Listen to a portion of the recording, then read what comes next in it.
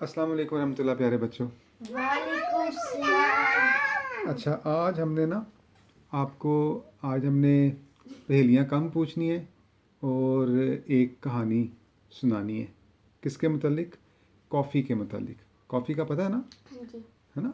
इसको अरबी में कहवा कहवा से ही निकला ये लफ्ज़ कॉफ़ी का। और आपको पता है ये बहुत पुरानी है। तकरीबन 1100 साल पहले, नामी सदी में 900 कुछ में ये दरियाफ़्त हुई थी। और आम तौर पे तो लोग समझते हैं ना, तमसील के साइंसदान या पढ़े लिखे लोग दरियाफ़्तें करते हैं, लेकिन इस्लाम के इब्तदाई दौर में जब मुसलमान हज़ूर सल्लल्लाहु अलैहि वसल्लम की बातों पर और कुरान मजीद पर सही अमल करते थे तो अल्लाह ताला उनको बहुत ज़्यादा इल्म अता किया करता था। और इल्म के लिए अल्लाह ताला ने कहा है कि जुस्तजू करो मेरी कायनात में, जब मेरी ज़मीन में फिरते हो तो गौर किया करो, फ़िक्र किया करो, देखा करो कि ऐसा क्यों है। ठीक है, इसलिए आपने भी अहमदी बच्चों को चाहिए ख़ास तौर पे कुरान मजीद की इस हिदायत पे अमल करें कि आपको सोचना चाहिए, गौर व फिक्र करना चाहिए कि अल्लाह ताला ने ये सब चीज़ें किस लिए पैदा की हैं, इनका मकसद क्या है। और इसी पर आज की हमारी कहानी है जिसका नाम है कॉफ़ी की दरियाफ़्त। और ये कॉफ़ी दरियाफ़्त की थी एक बकरियां चराने वाले चरवाहे ने, शेफर्ड ने। ठीक है, आम बकरियां चराने वाला मज़दूर था, यानी कोई साइंसदान नहीं था।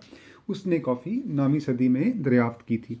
लेकिन इससे पहले कि हम इस कहानी की तरफ जाएं, कुछ दिलचस्प हक़ाइक़ हैं वो आपसे पूछता हूँ मैं। तमसील, आप बताओ कौन सा मुल्क है जो सबसे ज़्यादा कॉफ़ी बनाता है दुनिया में?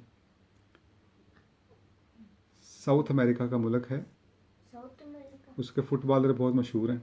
ब्राज़ील। ब्राज़ील, शाबाश। असल ब्राज़ील में सबसे ज़्यादा कॉफ़ी पैदा की जाती है। अच्छा, और किस मुल्क के लोग सबसे ज़्यादा कॉफ़ी पीते हैं? फ़िनलैंड के। ठीक है, यूरोप का मुल्क है फ़िनलैंड, और यहाँ पर सबसे ज़्यादा कॉफ़ी पी जाती है। और कॉफ़ी के बारे में ये भी कहा जाता है कि जो शख्स 3 से 4 कप रोज़ाना कॉफ़ी पीते हैं ना, वो आमतौर पर ज़्यादा सेहतमंद रहते हैं, उनकी उम्रें भी ज़्यादा होती हैं और उनको दिल के अमराज भी कम लगते हैं। और ये कुछ हक़ाइक़ थे, मैंने आपको बता दिए हैं। अब हम चलते हैं उस कहानी की तरफ। गौर से सुनिए, आपको नींद आ रही है उर्वा? गौर से सुनिए कहानी किस तरह से दरियाफ्त हुई। होता ये है, एक हाँ नहीं, पहली ख़त्म हो गई अब कहानी। एक दफ़ा क्या होता उर्वा, नामी सदी में एक चरवाहा था अरबी मुसलमान। वो अपनी बकरियों को चराता था। चरवाहे का पता है क्या होता है? हाँ, जो अपनी ना बकरियों को लेके उनको खाना खिलाने के लिए अरसल लेके जाता है बाहर, घास खा लो, है ना। तो उसने नोट किया कि जब मेरी बकरियां हैं ये इस जगह पे, ख़ास एक जगह पे आके उर्वा एक पौधा खाती हैं, उस पौधे को खाने के बाद डांस करना शुरू कर देती हैं। लेकिन बकरियां तो डांस नहीं करती। मेरा मतलब कहने से ये है कि वो ज़्यादा एक्टिव हो जाती थी, छलांगे लगाती थी, आपस में झगड़ा करती थी, खुश होती थी। यानी उसने बारहा देखा कि जब भी मैं इस जगह पे तमसील लेके आता हूँ इनको, ये पौधा ये वाला खाती हैं तो ये ज़्यादा होशियार हो जाती हैं, एक्टिव हो जाती हैं। उसने सोचा कि क्यों, क्योंकि अल्लाह ताला का हुक्म था कि सोचो, गौर करो, फिक्र करो। आम बंदा होता तो आजकल का वो कहता कि पता नहीं क्या है, वो भूल जाता। लेकिन वो मुसलमान जो हैं वो गौर व फिक्र करने वाले थे। कुरान मजीद की जो 700 आयात हैं जिनमें अल्लाह ताला ने यही कहा है कि गौर व फिक्र करो, इल्म हासिल करो। तो उसने क्या किया, सोचा कि पता नहीं क्या वजह है कि ये बकरियां क्यों ये वाला पौधा खाने के बाद इतनी एक्टिव हो जाती हैं। सोचता रहा लेकिन उसको समझ नहीं आई।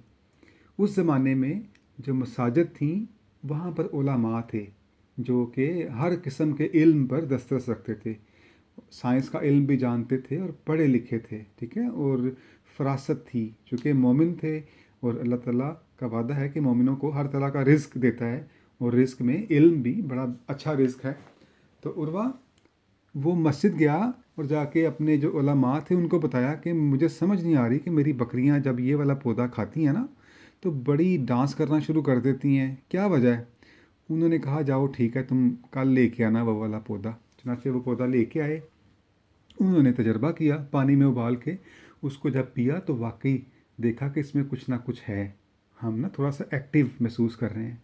उस ज़माने के उलमा भी और दूसरे लोग बड़े नेक थे, रातों को इबादत किया करते थे। तो जब नींद आती है, अरसल रात को नींद आती है तो मुश्किल से नमाज़ पढ़ी जाती है ना, तहज्जुद की नमाज़। तो उन्होंने कहा ये तो अच्छा नुस्खा हाथ आ गया।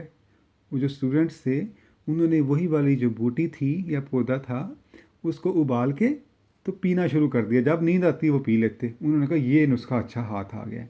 वो पौधा कॉफ़ी का पौधा था, कैफ़ीन जिसके अंदर होती है, और ये सबसे पहली फार्मूलेशन थी कॉफ़ी की, यानी कॉफ़ी को इस तरह से इस्तेमाल किया गया। इसके बाद फिर आहिस्ता आहिस्ता से उसको ज़्यादा अच्छे तरीके से मुल्कों में प्रोड्यूस करना शुरू किया गया। तो ये कहानी है उर्वा कॉफ़ी की दरियाफ्त की, और इसमें जो राज की बात है वो ये है कि अल्लाह ताला ने उस चरवाहे को के सर ये सेहरा बांध दिया कि कॉफ़ी की दरियाफ्त जो है एक मुसलमान चरवाहे ने की थी 9वीं सदी में।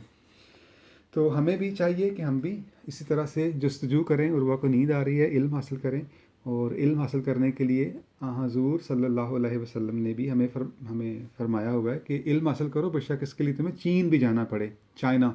उस ज़माने में मदीना से चाइना का सफ़र बहुत दूर का था। इसमें मकसद ये था हुज़ूर का बताने का कि कितनी भी मुश्किलात क्यों ना आए, इल्म जो है वो आपने हासिल करना है। इल्म के साथ हिकमत भी बहुत ज़रूरी है, और हिकमत सीखने की दुआ अल्लाह ताला ने हमें बताई है।